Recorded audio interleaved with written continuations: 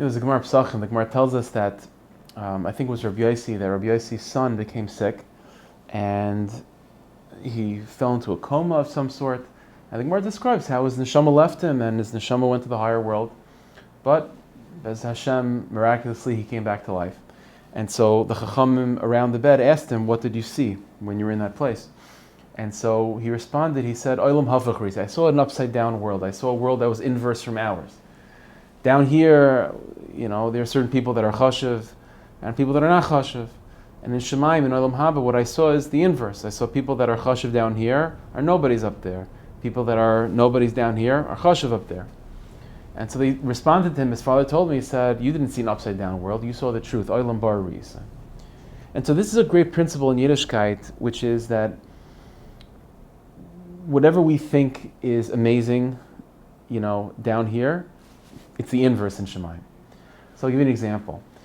In matters of this world, the objective of life is to grow, is to become bigger. Even simply put, even a small child, when the child is born, naturally, as Hashem, with God's help and with the parents' guidance, the child physically grows and becomes bigger. When a person is an adult, they want to amass a wealth, they want to financially become bigger, they want to have children and have a family, again, familiarly wise, to become bigger. Everything to grow, to become bigger and bigger. And the bigger a person is, the more you've made it. But this is an upside down world. In Yiddishkeit, it's the exact opposite. The siman of greatness, in truth, in God's eyes, is the greater you are, the smaller you are. The smaller you are. In matters of this world, the bigger you are, the better. In matters of the spirit, the smaller you are, the better.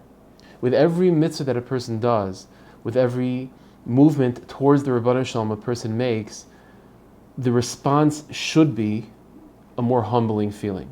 A person should feel more and more humbled by every single step towards the Rebbeinu Shalom they take. And a true sign of growth and of greatness is measured by how small the person feels. The Zohar Kadosh itself puts it in the following way: Man di ihu rav ihu zohir. Man di ihu zor ihu rav. The one that is small is in truth the one that is big. And the one that is big is in truth the one that is small. This is also hinted to in our parsha.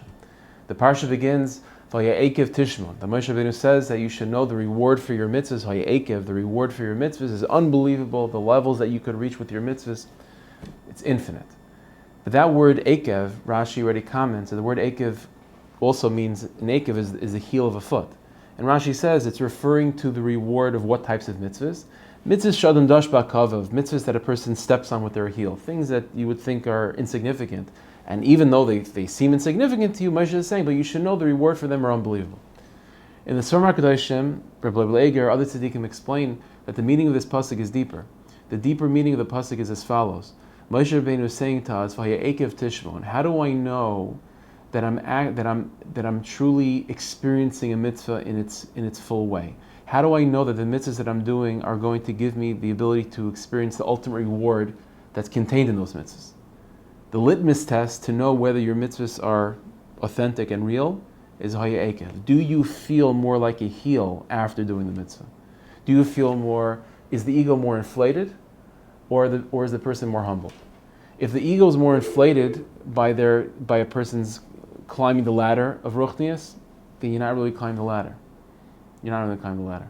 But if a person is, with every accomplishment, every mitzvah that they do, every piece of Torah that they learn, every act of every dollar that they give to tzedakah, they feel more humbled by and more thankful that the Rebbeinu Shalom put them in that position, that they should be able to daven and to learn and to help other Jews.